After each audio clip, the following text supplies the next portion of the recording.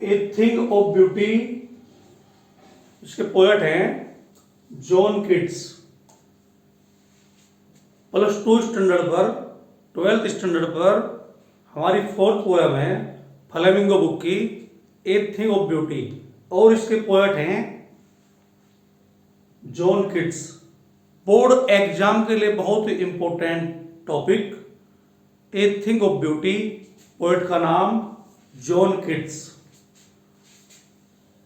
John Keats was a British romantic poet. Like William Wordsworth, Keats is also a natural poet. William Wordsworth की तरह ही Keats भी romantic और natural poet है।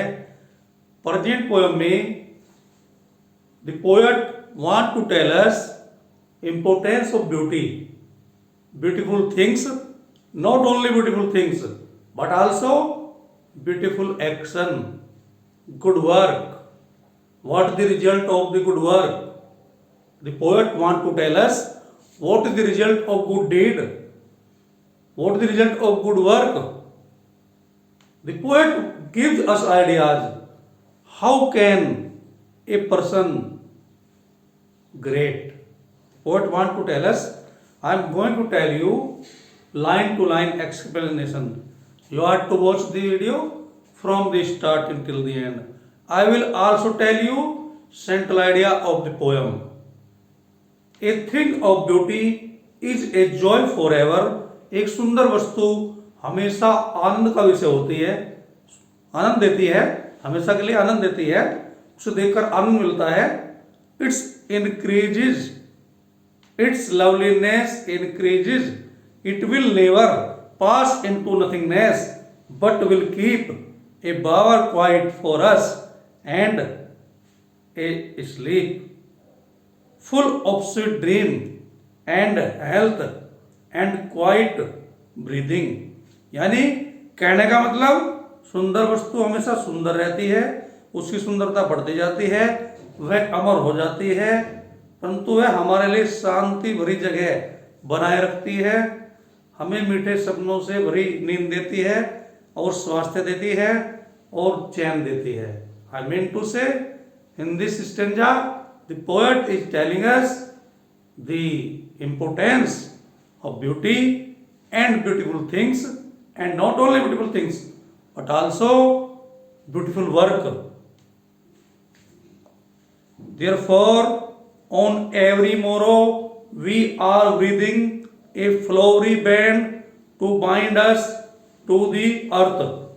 इसलिए हर सुबह हम फूलों की माला गूंथते हैं जो हमें धरती से बांधे रखती है।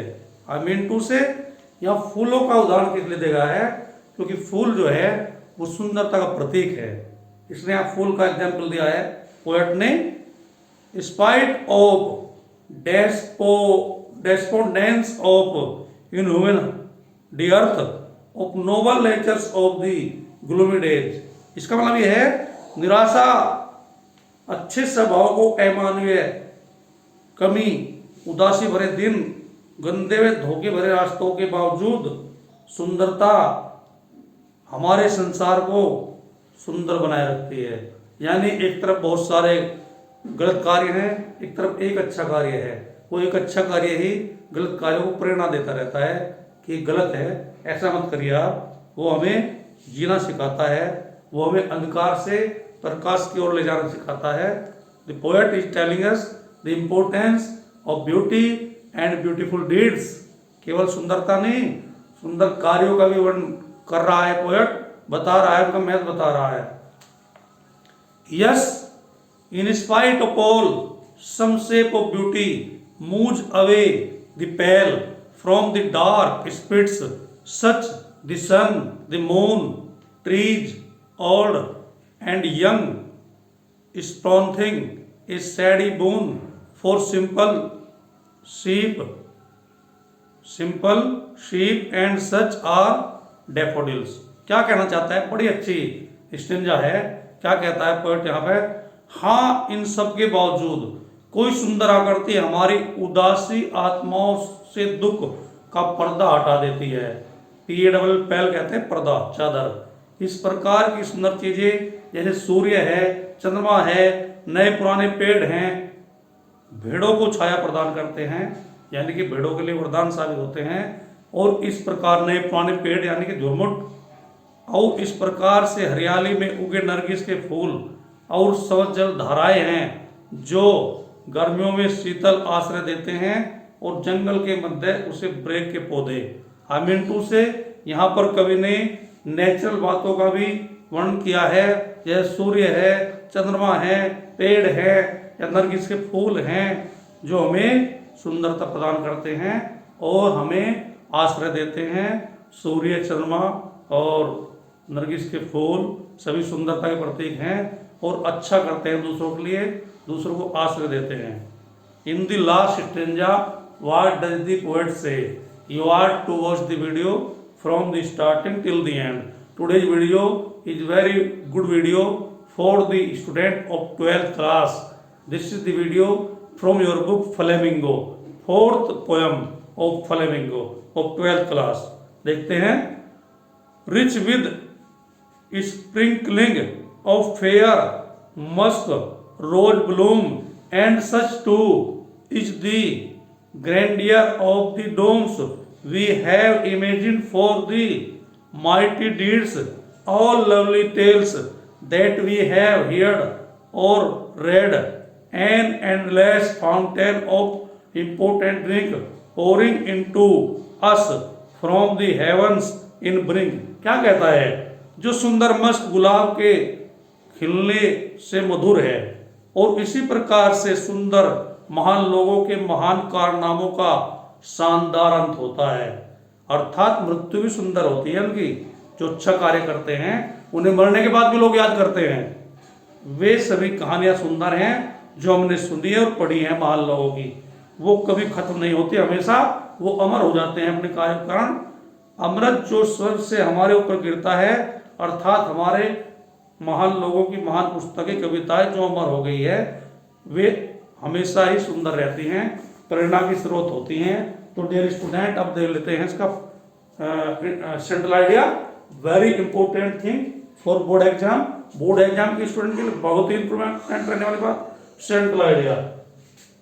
The central idea of the poem a thing of beauty written by John Keats is that beautiful things gives us permanent joy. यानी परमानेंट जॉय देती है ब्यूटीफुल थिंग, हमें परमानेंट जॉय देती है, उनसे हमेशा जॉय मिलता रहता है, आनंद खुशी मिलती रहती है। But his concept of beauty goes beyond only physical charms. Beauty lies in mountain scene, a good painting, life is full of joys and sorrows. यानी कि हमारा जीवन जो है खुशियों से दुखों से भरा पड़ा है। We may face failure, pains and misfortune, but when we hear a lovely sound or see a lovely thing, our sadness is lifted।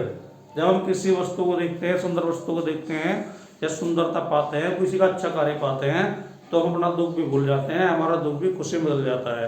तो इस पोएम में कवि जो है सुंदरता के महत्व को बताया है और अच्छे कार्यों के परिणाम को बताया है। अच्छे कार्यों का परिणाम हमेशा अच्छा ही होता है और महान लोगों को बताया है जो मरने के बावजूद भी अमर हो जाते हैं। तो ये आज की जो पोएम है, आज का जो टॉपिक था ए thing of beauty, intermediate student के लिए बड़ा ही अच्छा topic. That's all for the day. Have a very nice day.